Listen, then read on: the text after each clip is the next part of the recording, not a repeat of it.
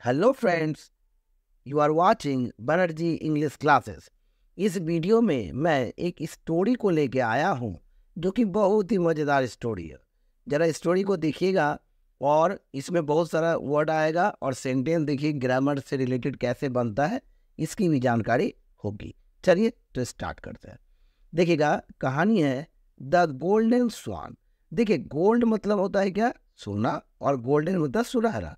तो एक सुनहरा हंस की कहानी है। देखिए जरा, वंस अपॉन ए टाइम, यानी किसी समय की बात है, यानी एक समय की बात है। There lived a honest and kind priest, यानी एक जो पुजारी था वह बहुत ईमानदार भी था और दयालु भी था। वो रहते कहाँ थे? इन अ विलेज, यानी किसी गांव में। ठीक है। वन डे, एक दिन, he made a sudden death, मतलब उसकी अचानक मौत हो गई। ठीक ना। अब देखिए, ड्यू टू का मतलब क्या हो गया? कि कारण से। हार्ट अटैक, यानी उसकी अचानक जो है ना मृत्यु हो गई हार्ट अटैक के कारण से। ठीक है। देखिए, द प्रीस्ट वाज रीबॉर्न। अब देखिए क्या हुआ? उसका पुनर्जन्म हुआ। ठीक ना। In the form of a golden swan, मतलब एक गोल्डन स्वान यानी सुनहरे हंस के रूप में उसका पुनर्जन्म हुआ। ठीक है। फॉर्चुनेटली, यानी सौभाग्यपूर्ण रूप से, ही रिमेम्बर्ड, यानी उसे याद रहा, यानी उसने याद किया या याद रहा क्या? हिज प्रीवियस लाइफ, यानी उसके अपने पिछली जिंदगी उसे याद रही। ऑफ प्रीस्ट, यानी पुजारी की जो जिंदगी थी, उसकी पिछली जिंदगी उस हंस को याद रहा। ठीक ना। अब देखिए, वन डे, एक दिन की बात है। ही फ्लू, यानी वह उड़कर गया। हिज होम, यानी अपने घर में। टू सी, यानी देखने के लिए। हिज फैमिली, यानी क्योंकि उसको याद था इसलिए अपना फैमिली के पास गया। The swan was deeply shocked, यानी ये जो हंस था ना उसे बहुत ही गहरा सदमा लगा, यानी बहुत दुख लगा। क्या, किस लिए भैया? एट द कंडीशन, यानी उस स्थिति पर, किस पर? Of his window. विडो मतलब विधवा, यानी अपनी जो पत्नी थी, जो कि मरने के बाद जो वो पत्नी विधवा हो गई थी, और विधवा की स्थिति को देख के, एंड चिल्ड्रन, और अपने बच्चों की स्थिति को देखकर उसे गहरा सदमा लगा। अब देखिए आगे, द चिल्ड्रन, अब देखिए बच्चों के बारे में बोला है कि इन डर्टी रैक्स।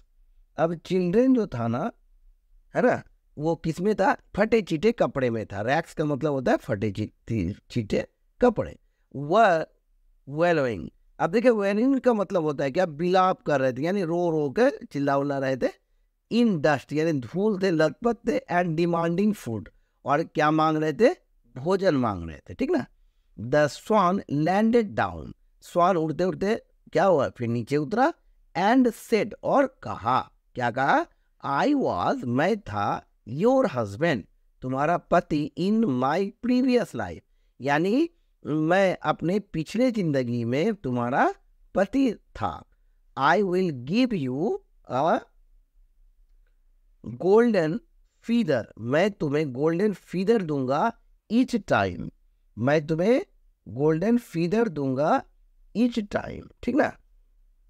आगे देखिएगा, आई विजिट यू, मैं जब जब तुम्हारे पास मिलने के लिए आऊंगा, मैं हर बार तुम्हें गोल्डन फीदर, यानी एक सोने का पंख दूंगा।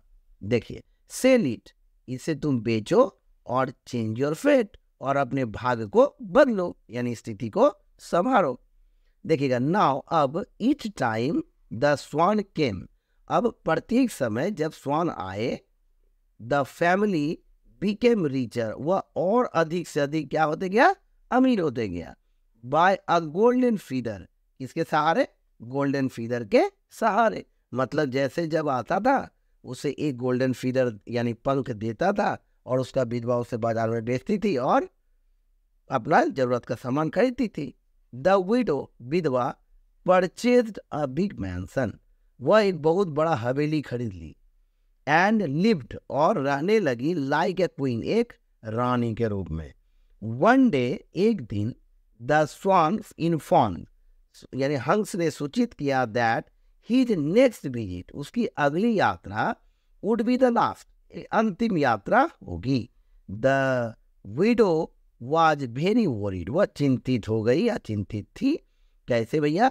How would she carry on, कैसे वह आगे बढ़ाएगी अपने ऐशो आराम की जिंदगी, मतलब carry on the life of क्या? लग्जरी, मतलब वह कैसे ऐशो आराम की जिंदगी आगे गुजारेगी। She put up an act saying, अब देखिए उसने यह कहते हुए एक अभिनय किया, यानी एक नाटक किया। मास्टर, मालिक मेरे या पति मेरे, डू कम नियर मी, कृपया मेरे पास आए। I want to hug you, hug का मतलब गले मिलना होता है, मैं आपसे गले मिलना चाहता हूँ। यू अ लास्ट टाइम, यानी मैं आपसे गले मिलना चाहता हूँ अंतिम बार।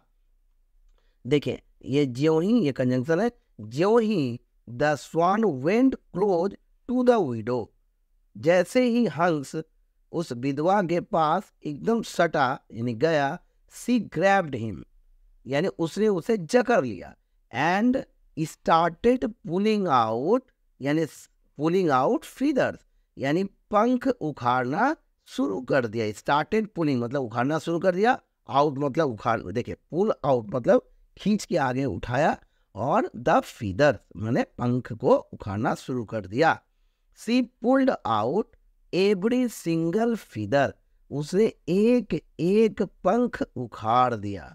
वाइल द स्वान ग्रोन्ड, यानी जबकि हंस करहा उठा, इन एगोनी यानी दुख से, तकलीफ से, दर्द से। When she was finish the swan was breathing his last breath, यानी जब उसने पूरा अपना काम खत्म कर दिया उखाड़ने का, तब वह जो हंस था वह अंतिम सांस ले रहा था। ही कर्स्ड, उसने श्राप दिया, क्या दिया? ग्रेडी वुमेन, लालची औरत। द फीदर्स यानी पंख, रिमेन्स यानी रहते अवस्था में, किसमें? गोल्डन यानी सुनहरी अवस्था में रहते, ओनली व्हेन केवल उसी समय, I give them of my own will, जब मैं उसे देता मेरी अपनी इच्छा से, तब ये वह गोल्डन बना रहेगा। अदरवाइज नहीं तो they turn into ordinary feather, यानी वह जो है ना, वो सभी जो पंख है वह एक साधारण पंख में बदल जाएंगे।